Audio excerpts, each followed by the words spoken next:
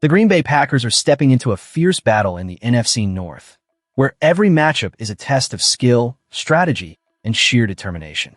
With the competition heating up and playoff aspirations on the line, fans are buzzing with anticipation. Where are you watching from today? Drop a comment below, and let's hear your thoughts on the Packers' chances this season. In this high-stakes environment, the Packers are not resting on their laurels after 3 consecutive playoff appearances. The NFL's landscape is shifting, and with the Chicago Bears taking the NFC North crown last season, the Packers know they must elevate their game to reclaim their position at the top. Let's not forget the Detroit Lions and Minnesota Vikings, both of whom boasted impressive records last season, proving that the division is no longer a walk in the park. To address these challenges head-on, the Packers have made a strategic move in the NFL draft that has sparked conversations among fans and analysts alike. With their 6th-round pick, they became the first team to select a kicker in 2026, opting for Trey Smack from Florida to take over the place-kicking duties. This decision is not just a footnote. It's a calculated effort to fine-tune the team's operation and ensure they don't leave points on the field. Now, let's take a closer look at Brandon Cisse, the kicker from last season. He had a decent year, connecting on 24 of 30 field goal attempts, giving him an 80% success rate. However, when the pressure was on from longer distances, he faltered, only converting 3 of 7 attempts from 40 to 49 yards and managing just 3 of 5 from beyond 50 yards. In the NFL, especially in a division as tough as the NFC North, every point counts, and the Packers seem to recognize the need for reliability in critical moments. Enter Trey Smack. With an impressive track record at Florida, where he boasted an 82.8% success rate over his career, Smack is a game-changer. Last season alone, he excelled, making 18 of 22 attempts, including a career-long 56-yarder. His ability to consistently nail long field goals, 10 of 13 from 50 yards and beyond, could provide the Packers with the edge they need in close games.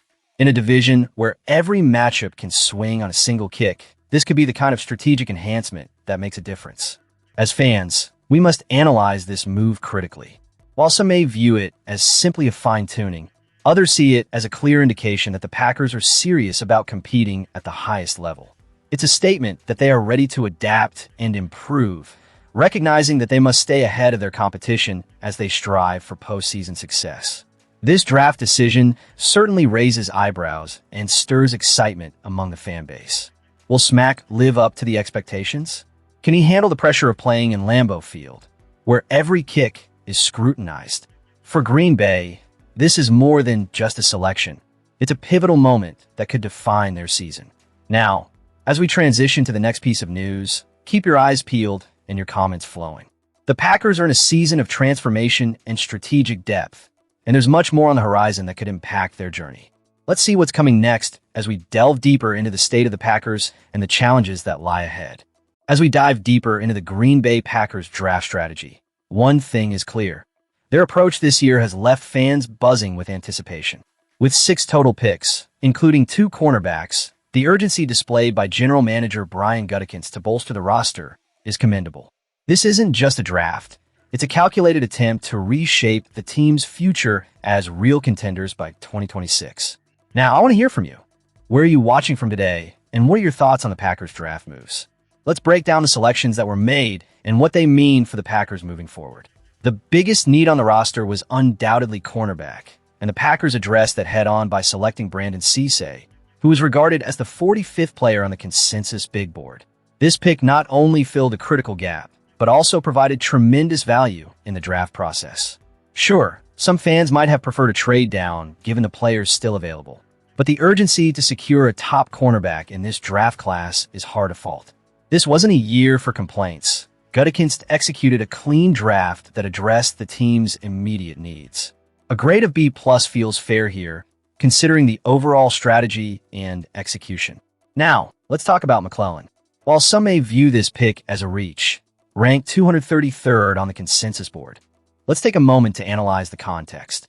The trade up to grab him was not an expensive move, and the Packers still hold a 5th-round pick from the earlier deal involving Dontavian Wicks. Yes, trade-ups can be risky, but in this case, it seems like a reasonable gamble aimed at improving the defensive front.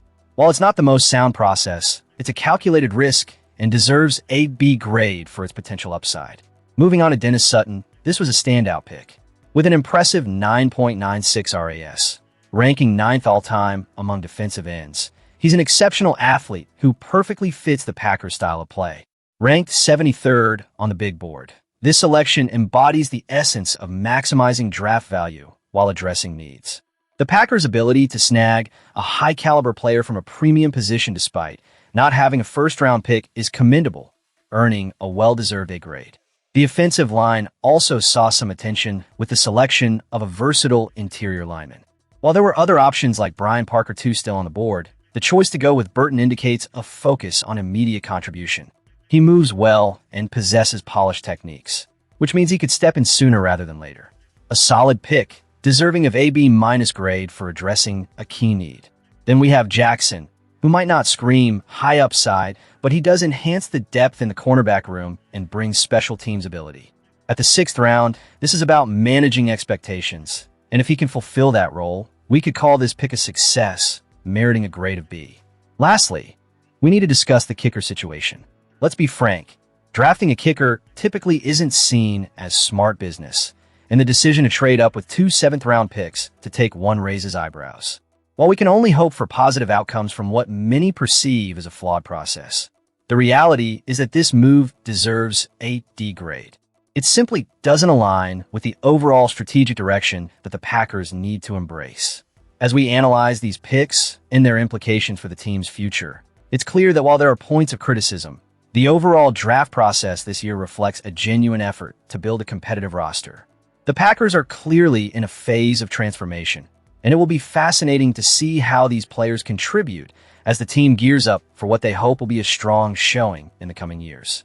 And with that, let's transition smoothly into our next item, where we'll explore another facet of the Packers' offseason strategy. As we dive into the final segment of today's analysis, let's talk about the ramifications of the Green Bay Packers' pivotal day 2 selections in the 2026 NFL Draft. What does it all mean for the team's future? And more importantly, do they make the right moves to bolster their chances of success? First and foremost, let's address the rumors swirling around the franchise. Speculation was rampant leading up to the draft about potential trades and which positions the Packers would prioritize. Did they manage to address their most pressing needs? I can tell you, from this side of the screen, the excitement is palpable among the fans. If you're watching this from the heart of Packers Nation or anywhere else, drop a comment and let us know where you're tuning in from and what you think about these picks. On day 2, the Packers made selections that not only filled immediate gaps, but also hinted at a long-term vision. The first pick was a much-discussed topic. Many fans were concerned about the offensive line, especially after last season's struggles. Green Bay opted for a talented tackle who has shown incredible versatility and has the potential to develop into a cornerstone on the line. This is a move that signals the front office's commitment to protecting the quarterback and ensuring that the running game can thrive.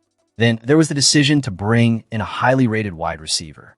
This choice has stirred up a lot of conversation. With Aaron Rodgers gone, the new regime is clearly focused on surrounding their young quarterback with all the tools necessary for success. This receiver, known for his explosive speed and precise route running, could very well become a favorite target. It's a bold move, but one that reflects the team's desire to maintain a potent offensive attack even as they transition to a new era. Furthermore, let's not overlook the decision to draft a defensive back, an area that needed serious attention. The Packers' defense has seen its share of ups and downs, and adding depth in the secondary is crucial. This new player comes with a reputation for being a playmaker, and his ability to read the game could be invaluable. Fans should be excited about how these draft choices fit into the overall strategy going forward. However, it's important to keep a critical eye on these selections. While the potential is there, we need to remember that development in the NFL doesn't happen overnight. Rookies are notorious for their learning curves, and expectations should be tempered. Will these players be immediate contributors, or do we anticipate a longer incubation period? That's a question every fan should ponder. The front office has taken some risks here, and the payoff could be significant or could lead to frustration down the line. As we reflect on this busy Friday and the choices made, it's clear that the Packers are trying to balance the now with the future. The excitement surrounding these draft picks is justified, but it's vital for us as fans to remain engaged and hopeful yet realistic.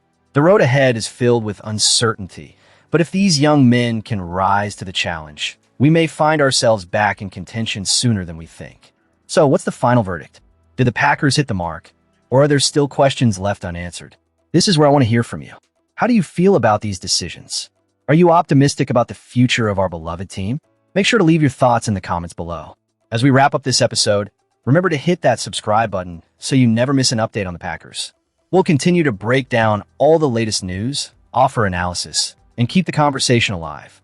Until next time, stay strong, Packers fans, and remember, go Pack, go!